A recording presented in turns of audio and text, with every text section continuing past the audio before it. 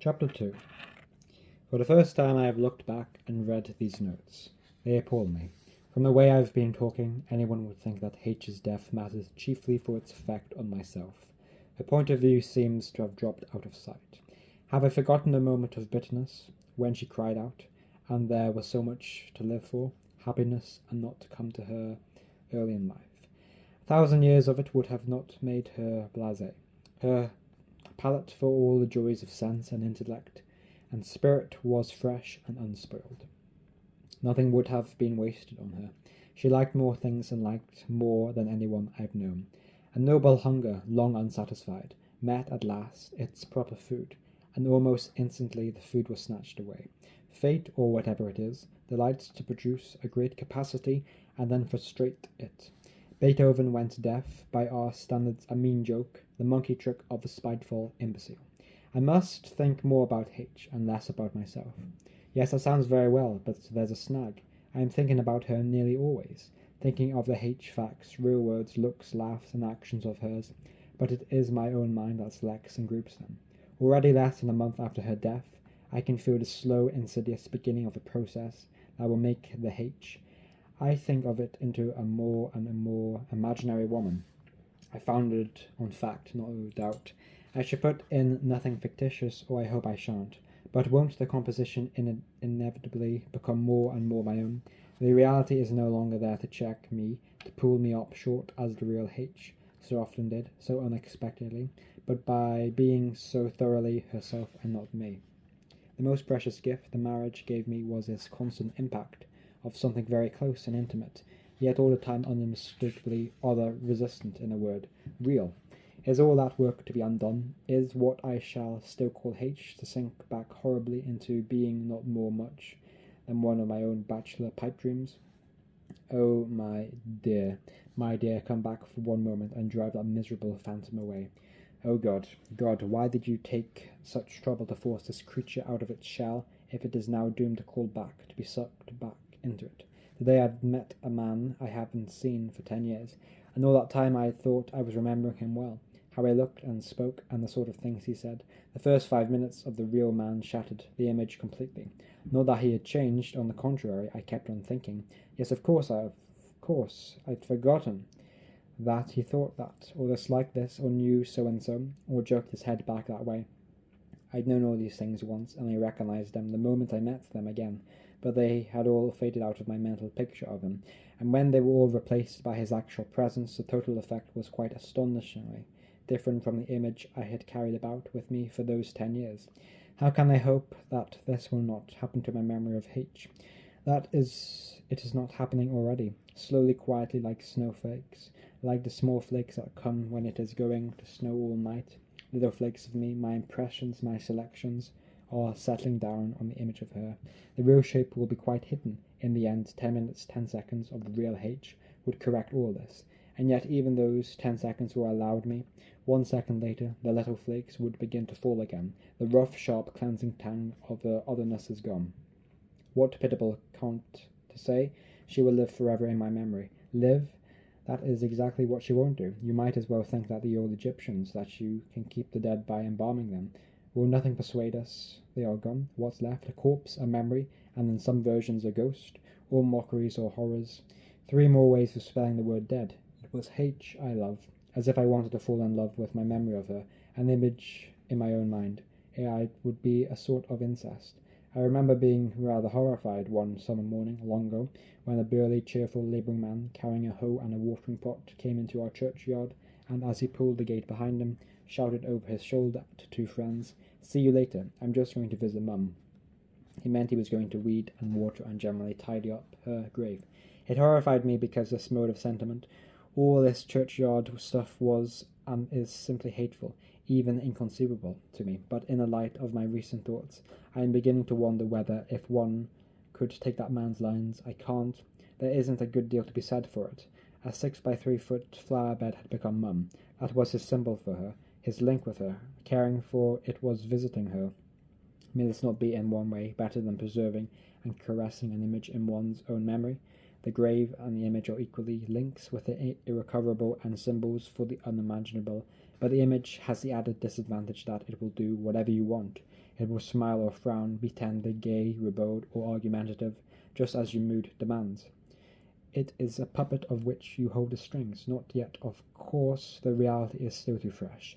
Genuine and unholy, involuntary memories can still, thank God, at any moment, rush in and tear the strings out of my hands. But the fatal obedience of the image, its insipid dependence on me, is bound to increase. The flower bed, on the other hand, is an obstinate, resistant, often intractable bit of reality, just as Mum in her lifetime doubtless was, as H was. Or as H is. Can I honestly say that I believe she is now anything? The vast majority of the people I meet, say at work, would certainly think she is not, though naturally they wouldn't press the point on me. Not just now anyway. What do I really think? I have always been able to pray for the other dead, and I still do, with some confidence, but when I try to pray for H, I halt. Bewilderment and amazement come over me. I have a ghastly sense of unreality, of speaking into a vacuum about a non-entity. The reason for the difference is only too plain. You never know how much you really believe anything until its truth or falsehood becomes a matter of life and death to you. It is easy to say you believe a rope to be as strong and sound as long as you are merely using it to cord a box, but suppose you had to hang by that rope over a precipice, wouldn't you then first discover how much you really trusted it? The same with people. For years I would have said that I had perfect confidence in BR. Then came the moment when I had to decide whether I would or would not trust him with a really important secret. That threw quite a new light on what I called my confidence in him.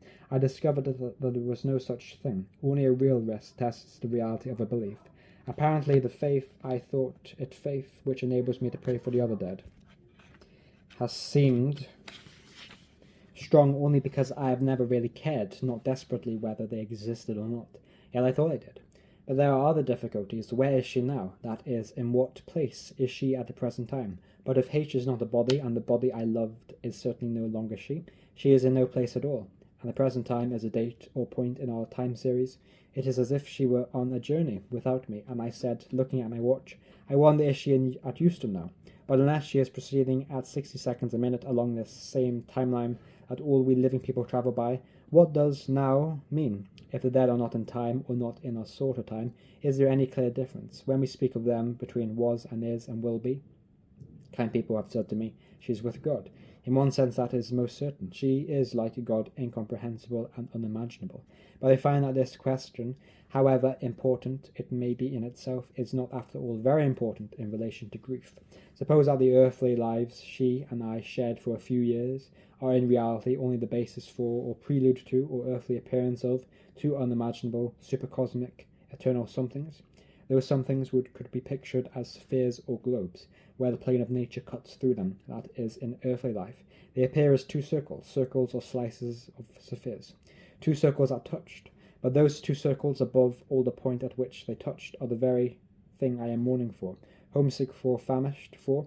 You tell me, she goes on, but my heart and my body are crying out, come back, be a circle touching my circle on the plane of nature. But I know this is impossible. I know that the thing I want is exactly the thing I can never get. The old life, the jokes, the drinks, the arguments, the love-making, the tiny, heartbreaking commonplace, on any view whatever to say. H is dead, is to say all that is gone. It is a part of the past, and the past is the past, and that is what time means. And time itself is one more name for death, and heaven itself is a state where the former things have passed away. Talk to me about the truth of religion, and I'll listen gladly. Talk to me about the duty of religion, and I'll listen submissively. But don't come talking to me about the consolations of religion, or I shall suspect that you don't understand. Unless, of course, you can't literally believe all that stuff about family reunions on the further shore, pictured in entirely earthly terms, but that is all unscriptural, all out of bad hymns and lithographs. There is not one word of it in the Bible, and it rings false.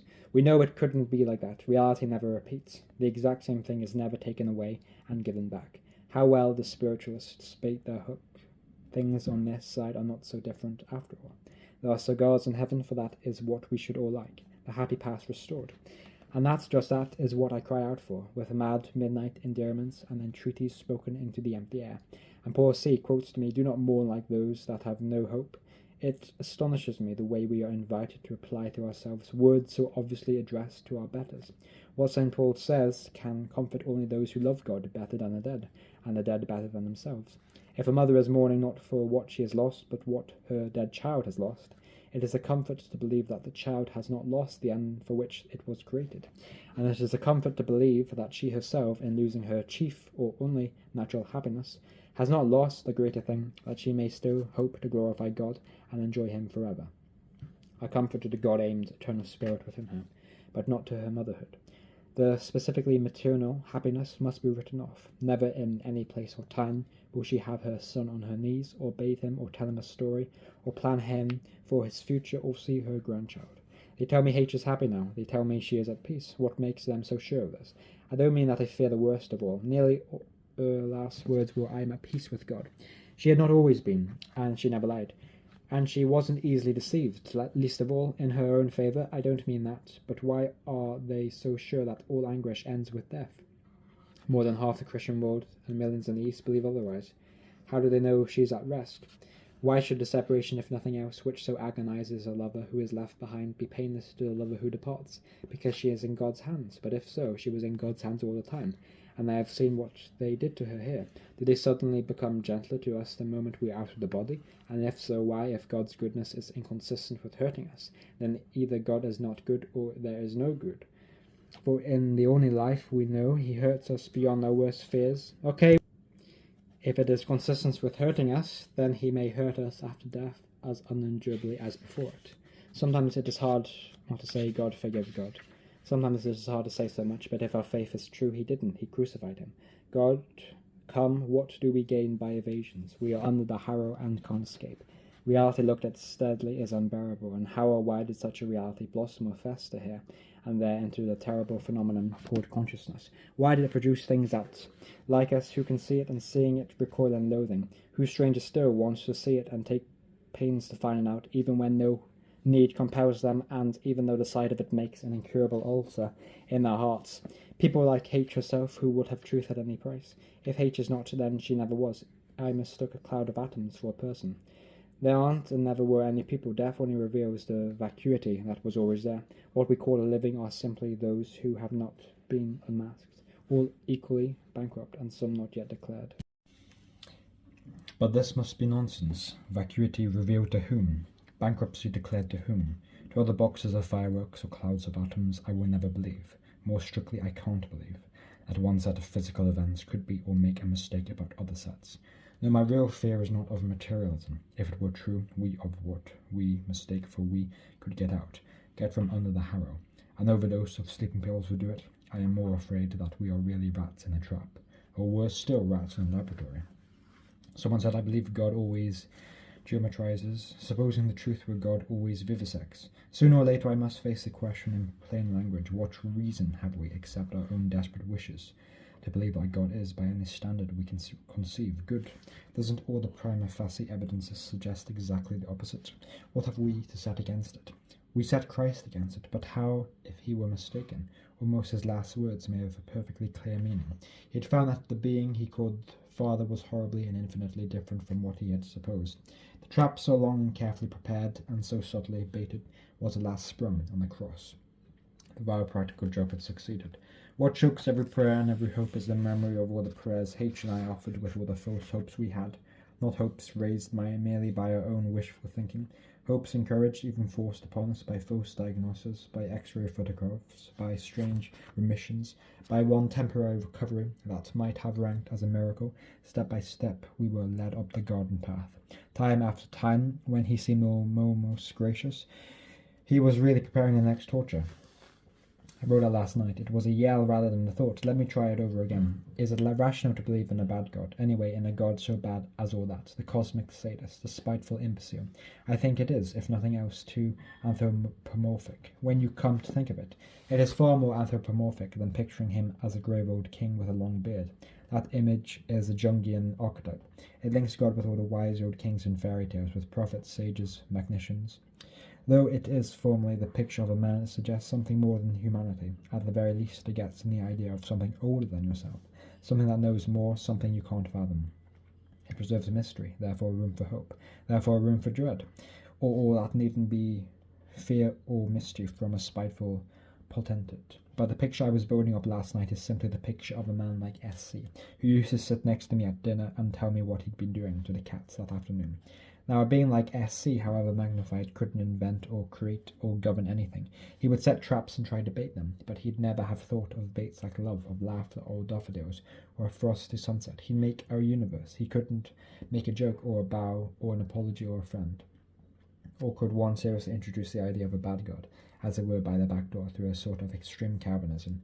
You could say we are fallen and depraved. We are so depraved that our ideas of goodness count for nothing, or worse than nothing, the very fact that we think something good is presumptive evidence that it is really bad.